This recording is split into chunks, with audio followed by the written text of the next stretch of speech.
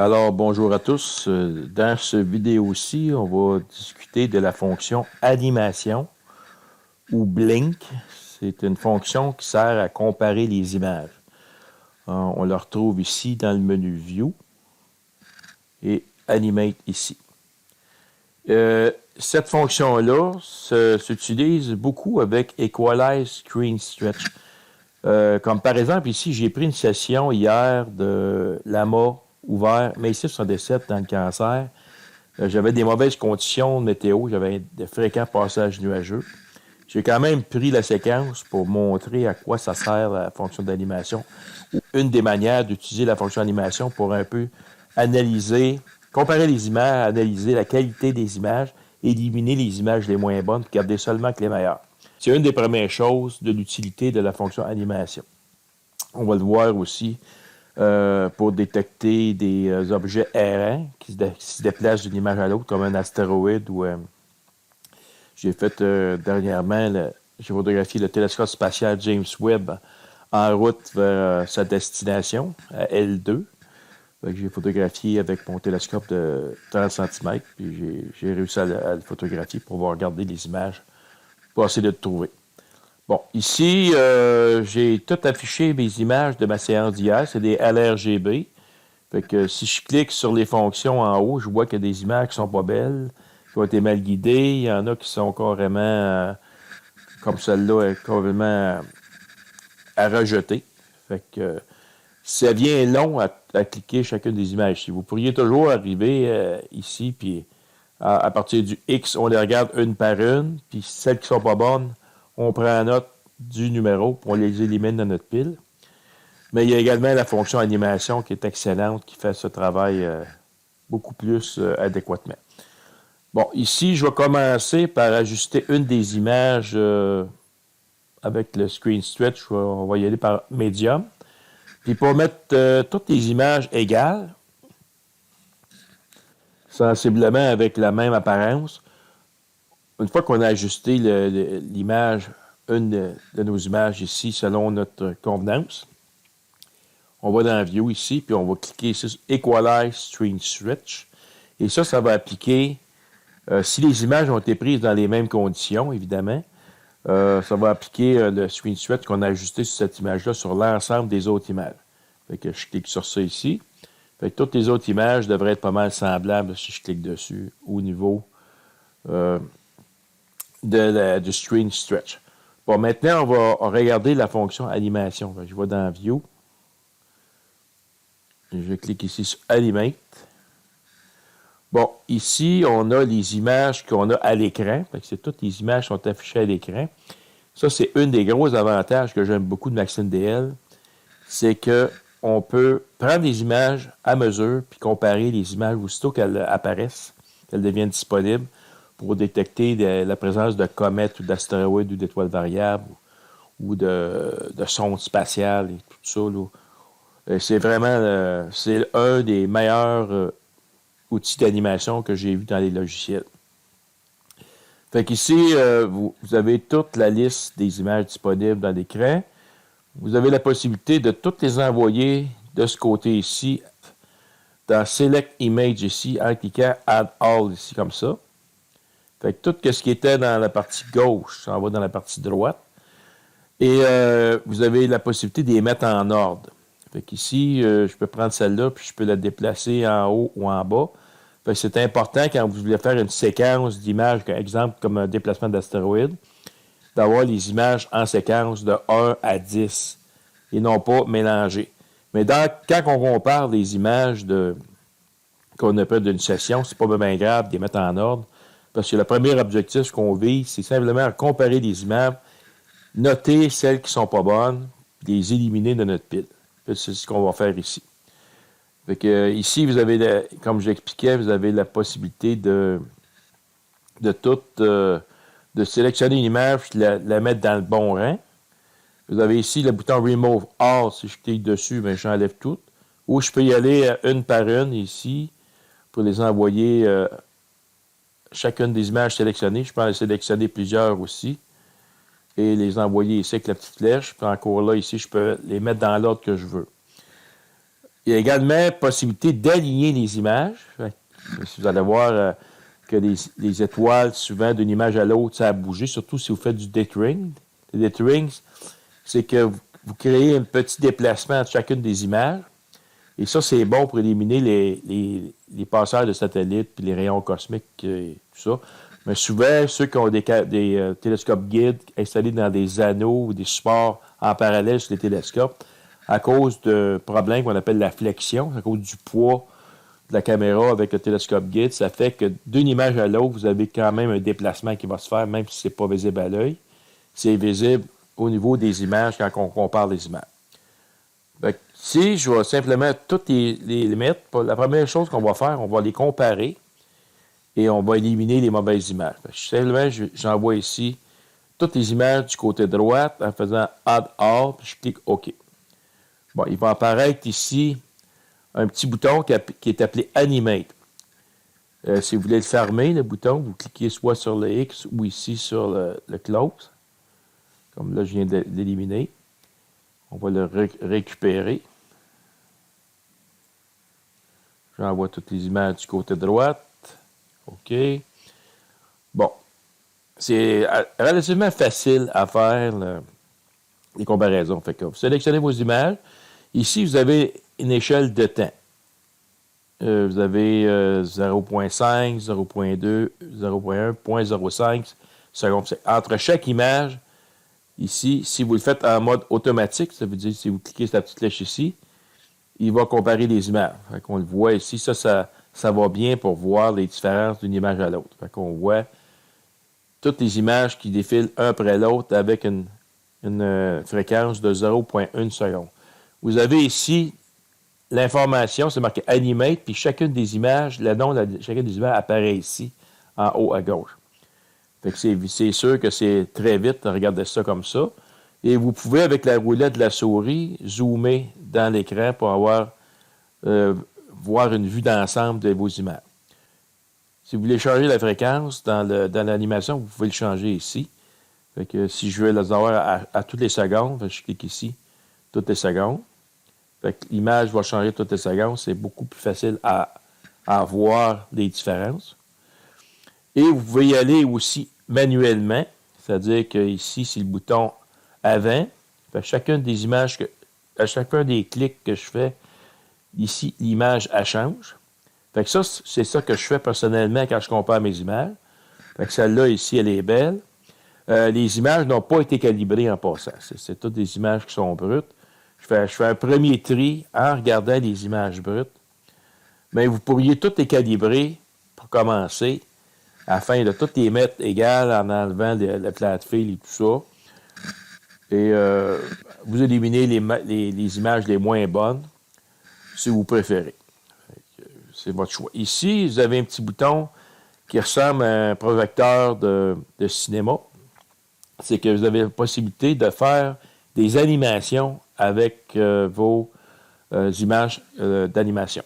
Fait que ça, on va le voir éventuellement lorsqu'on va comparer les images d'astéroïdes ou de James Webb. Ici, le petit bouton qui est ici, c'est si vous le cliquez, l'animation va se faire en boucle.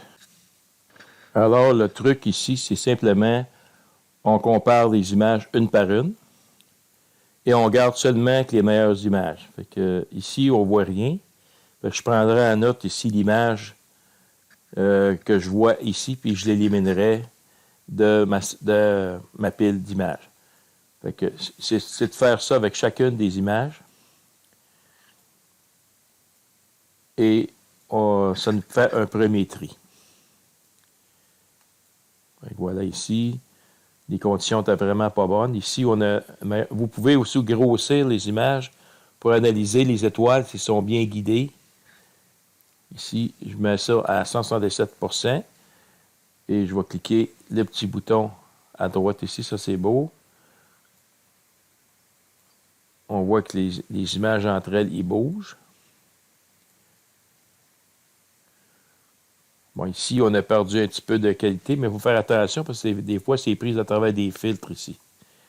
Fait que, faut regarder. Comme celle-là ici, je viens sur la précédente. Elle était mal guidée. Fait que celle-là, là, le 004 B Blue, c'est avec un filtre bleu. Elle, je l'éliminerai évidemment. Fait que ça permet de comparer en grossissant la qualité des étoiles, si on a des étoiles qui sont bien guidées, parce que si vous ne grossissez pas, ça c'est évident, mais il y a certaines images que les étoiles sont déplacées, et là, vous ne les verriez pas si ce n'est pas assez grossi.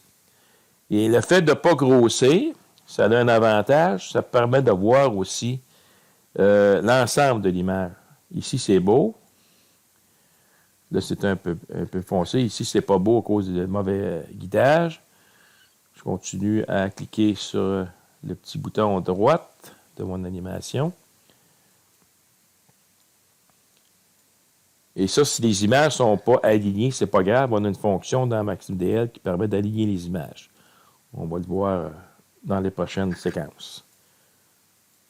Si je pèse ici, ça, c'est pas beau. On a eu un mauvais passage.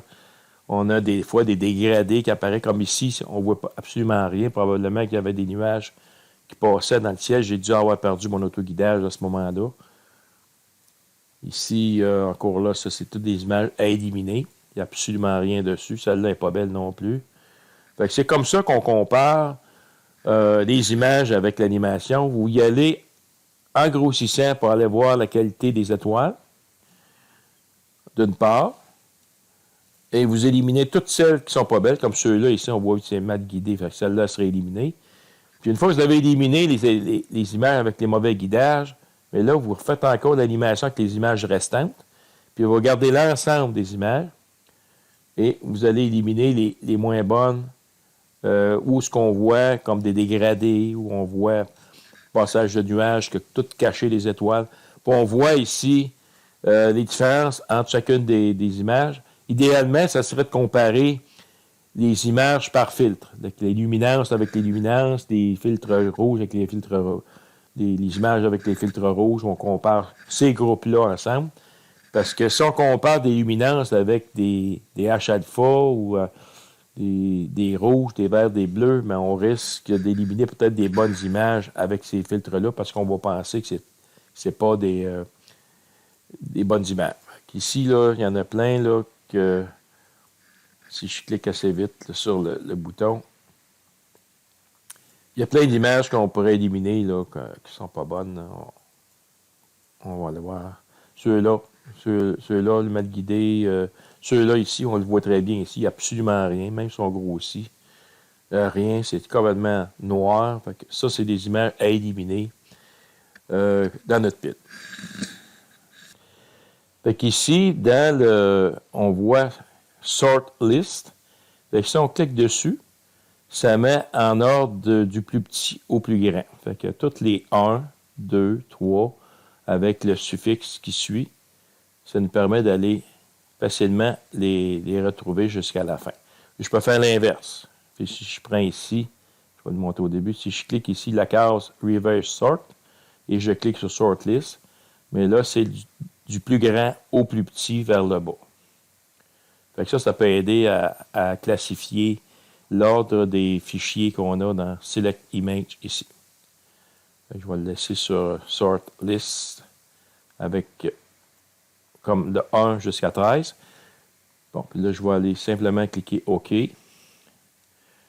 Ici, je vais noter je vais mettre mon logiciel ici en fenêtre. Prendre sur un des coins pour les tirer. Comme ça. Je pourrais peut-être même On va comparer les images qui ne sont pas belles au niveau des étoiles pour commencer. J'ai ma petite case d'animation ici. Et je vais mettre ici ma fenêtre pour éliminer mes moins bonnes images. Fait que ici, Name. Ici, c'est comme le sortir ici par ordre. Fait que ici, j'ai le 1 blue. Fait que si je regarde, je vais juste le mettre en haut. Ici en bas pour pouvoir l'éliminer. Fait que le but, c'est de comparer les images au niveau des étoiles et des éliminer celles qui ne sont pas bonnes. Fait que je vais y aller image par image. Fait que celle-là, ici, c'est la numéro 1 blue. C'est celle-là qui est ici. Elle est bonne. Fait que je passe à la suivante. Fait que je vais aller assez vite pour m'assurer qu'on va détecter les mauvaises images qui ont été mal guidées. Ah, voilà. Si vous avez été trop vite, vous revenez en arrière ici. Je vais revenir en arrière un peu. Si les images sont légèrement déplacées, vous pouvez les garder.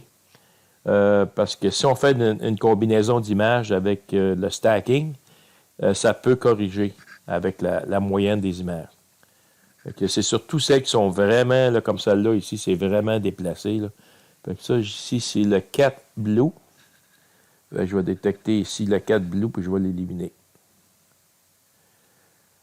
Ici. Fait que je la sélectionne, puis je clique Delete ici. Fait que celle-là n'est pas belle. Et ça, c'est de le faire avec chacune des images. Là. Ça peut être long au début. Il y a des logiciels beaucoup plus puissants que MachineDL pour pré-traiter et traiter les images, comme PixInsight, qui ont des fonctions beaucoup plus puissantes que ça. Après qu'on ait passé à l'analyse des étoiles, des images où ça a été mal guidé, mais là, je prends l'ensemble ici de l'image en réduisant la grosseur de l'image. Puis encore là, je note des images qui ne sont pas belles. M117 011 green, je vais les détecter ici. Ou vous pouvez simplement les noter sur une feuille de papier, puis après ça, vous allez dans votre explorateur de Windows, vous allez toutes les sélectionner, puis éliminer toutes les pas bonnes. Ça va encore plus vite. Et là, je vous montre la méthode longue. Je vais juste vous montrer un peu une des applications de la fonction de l'animation. Ici, la 11 green, c'est celle-là ici. Fait que je la sélectionne et je l'élimine. Et ainsi de suite. Alors, voici un autre exemple de l'utilisation de la fonction animation. Dans les images que je vais vous montrer, vous allez voir le télescope spatial James Webb qui présente comme un petit trait qui se déplace d'une image à l'autre. Ça, c'était pris le 27 décembre dans des conditions de nuages. Il y avait des nuages comme des genres de cirrus. J'ai quand même pris les images pareilles. C'est pour ça que vous avez beaucoup de bruit dans le fond des images. Les images ont été pré-traitées. J'avais également la difficulté ce soir-là au niveau, il faisait extrêmement froid. Ça n'aidait pas dans les meilleures. C'était pas les meilleures conditions pour prendre ces images-là, mais on est au Québec, fait qu'il faut faire avec. Fait que pour vous montrer un peu à quoi ça ressemble, j'ai toutes mis les images ici. Je vais les mettre égales. Je vais cliquer sur simplement Medium. Et je vais appliquer la même apparence de cette image-là aux toutes les autres. Fait que je clique sur Equalize Screen Stretch. Fait qu'on les met pas mal égales. C'est vu que c'était pris dans la même soirée. Maintenant, je vais utiliser la fonction animation. On va aller regarder ça. Avec animation. Fait que vous avez toutes ici les images que j'ai faites ce soir-là. J'ai éliminé les moins bonnes. Je vais garder seulement que les meilleures. Comme dans le précédent vidéo. Et j'en ai 27 images ici. Fait que je les envoie toutes de l'autre côté. Ils sont toutes en ordre. Et vous allez voir, dans ça, il y a des images qui ont été prises du côté ouest du méridien, puis des images qui ont été prises du côté est du méridien.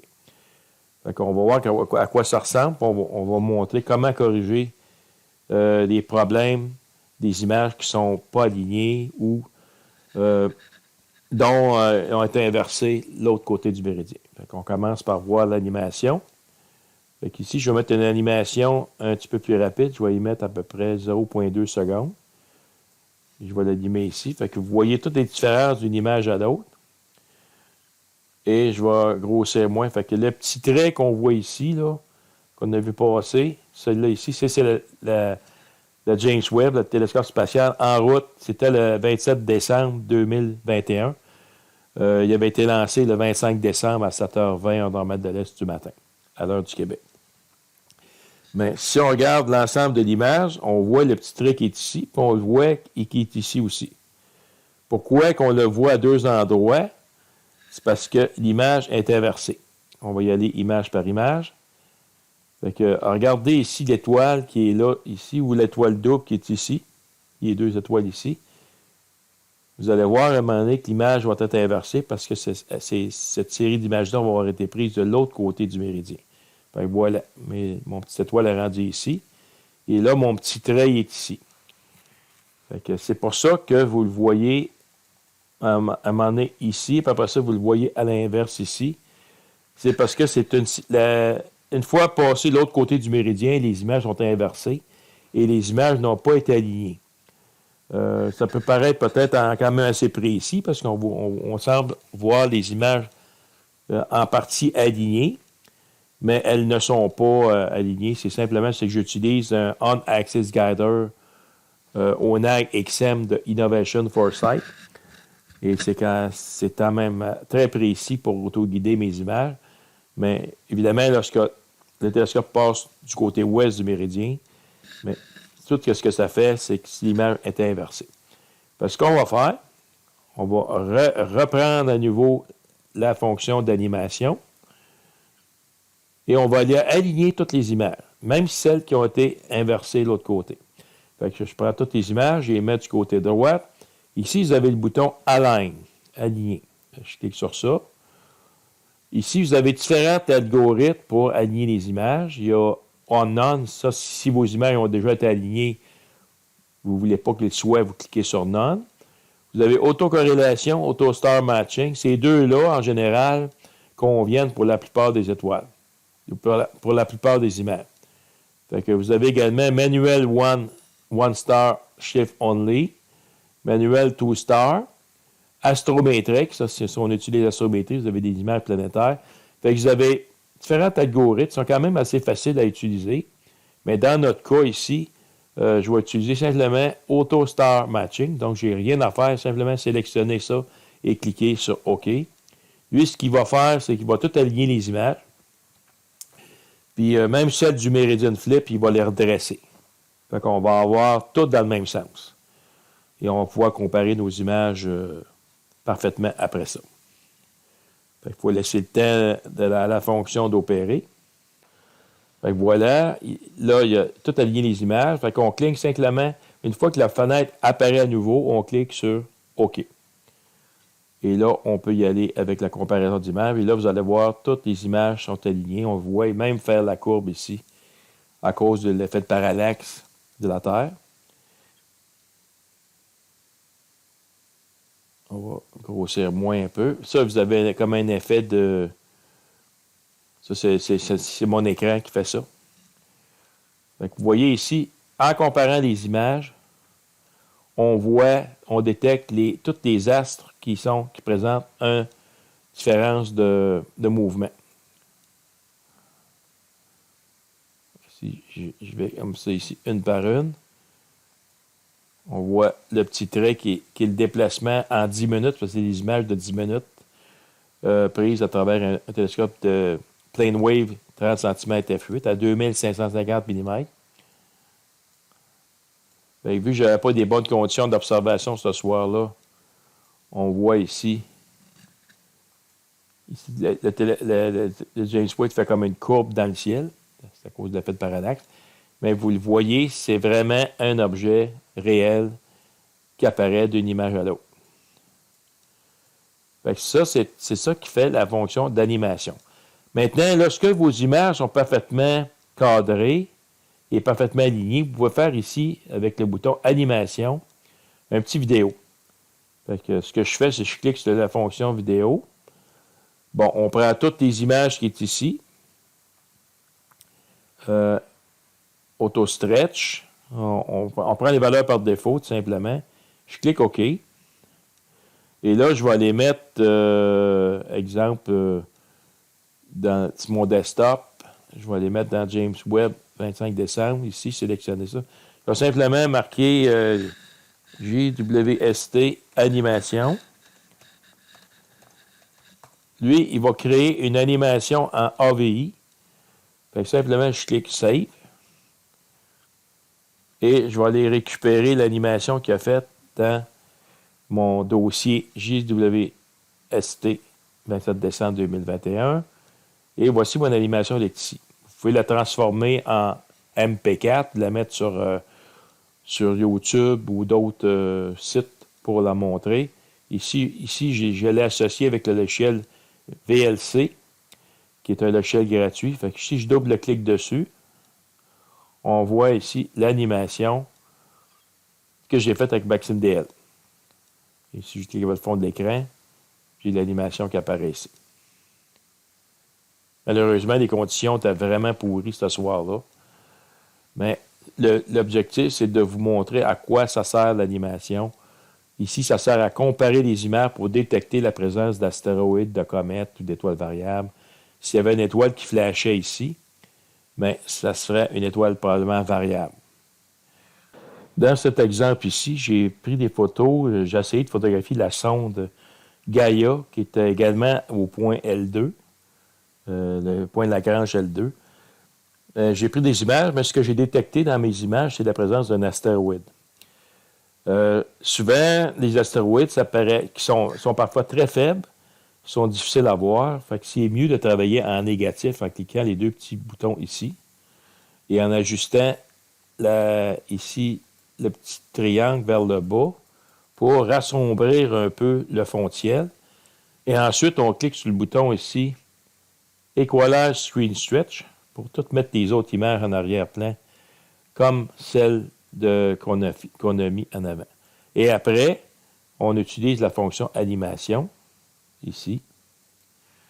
Je vais tout envoyer mes images. Je vais cliquer sur le bouton Align pour aligner toutes mes images. Donc ici, je vais prendre Auto Star Matching aussi. Je clique OK. Voilà, ma fenêtre est apparue. Mon alignement est fait. Je clique simplement OK dans l'animation. Et voilà, la fenêtre d'animation, elle apparaît. Fait que je peux mettre ici 0.2 secondes ou je peux mettre 0.5 pour que ça soit trop vite. Puis je peux y aller ici en cliquant le bouton automatique. Et je compare mes images en me promenant ici dans mon écran. Fait ici, on essaie de détecter toute présence d'une petite étoile qui bouge. Fait que, on y va lentement et on regarde ici un peu comme avec le mouvement de ma souris. Là. On essaie de détecter tous les astres qui bougent. On voit les pixels chauds qui ont demeuré. On voit également la présence de rayons cosmiques, comme les petites lignes qu'on voit ici. On envoie un appareil de temps en temps. Celle-là, c'est un rayon cosmique. Évidemment, les images ont été pré-traitées. Ils ont été alignés. Il y a quand même des résidus qui restent, des petites colonnes, mais ça pourrait être éliminé par les outils de correction cosmétique qu'on va voir dans les prochaines vidéos. Bon, on essaie de détecter la présence d'une petite étoile qui bouge. On va trouver l'astéroïde en question.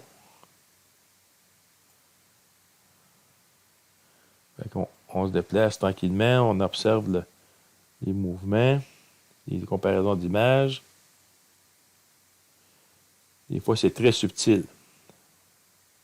C'est pour ça que c'est toujours mieux de travailler en négatif, détecter des comètes ou des astéroïdes ou des sondes spatiales qui seraient très faibles. Ah, voilà. Je vais détecter ici la présence d'un petit point qui se déplace, qui est un astéroïde. C'est important si vous faites des comparaisons d'images, puis vous avez détecté un objet qui bouge, de prendre un minimum de 3 images, puis vous assurer que le mouvement il est rectiligne, que ce n'est pas un pixel chaud, un rayon cosmique, mais réellement un astéroïde. Fait qu'ici, on voit très bien, c'est un petit point qui se déplace d'une image à l'autre. Si je vais ici, j'ai le nom de mon fichier ici. À chaque fois que je clique sur le bouton, j'ai quand même à peu près 7 images. Je le vois très bien d'une image à l'autre. Des fois, l'objet peut être vis-à-vis d'une étoile. Ça arrive souvent si on regarde l'image ici. Vous voyez, il est quasiment dessus l'étoile. Si vous cherchez des astéroïdes particuliers ou des comètes, mais assurez-vous de prendre plusieurs images. au cas que l'objet serait sur une étoile comme une étoile brillante. Si ça fait comme un gros point, vous ne la voyez pas. Si je mets ici le screen stretch en positif, là, ça va bien parce que j'ai ajusté mon fontiel en négatif. Ici, celle-là, cette image-là est en positif, mais je vais aller mettre toutes les autres comme celle qui est en négatif ici. Je vais la mettre. Je vais la mettre comme celle-là ici. Fait que c'est celle-là que je veux avoir en positif. Puis je veux que toutes les autres deviennent positifs aussi. Je vais cliquer sur View, Equalize Screen Stretch. Voilà. Toutes les autres sont égales ou presque. Et je vais y aller avec l'animation. Là, je n'ai pas besoin de refaire encore un alignement parce que toutes mes images ont été alignées déjà. La seule différence, c'est que je vais les voir en positif. Ici, c'est en positif. Ben, je vais essayer de maintenant de trouver mon astéroïde.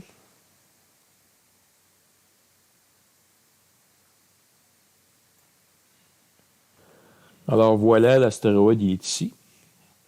Fait qu'on le voit en positif. On le voit quand même assez bien parce qu'on a ajusté notre fontiel. Mais faites attention, si vous utilisez ici le Screen Stretch, puis vous y allez par des modes comme ici, si je mets Medium, puis je mets toutes les autres images identiques avec Equalize Screen Stretch et je compare mon image avec Animate. Si mon fond ciel est trop foncé, je risque d'avoir de la difficulté à trouver mes astéroïdes. Il faut vraiment rehausser le fond du ciel pour bien le voir, pour les détecter. Vous voyez, il est ici. On a beaucoup plus de difficulté à le voir présentement parce que le fond de ciel n'est pas rehaussé. Donc, si l'astéroïde est très, très faible, ou votre comète elle est très, très faible, il faut absolument rehausser. Et c'est pour ça que moi, je recommande de travailler en négatif ici.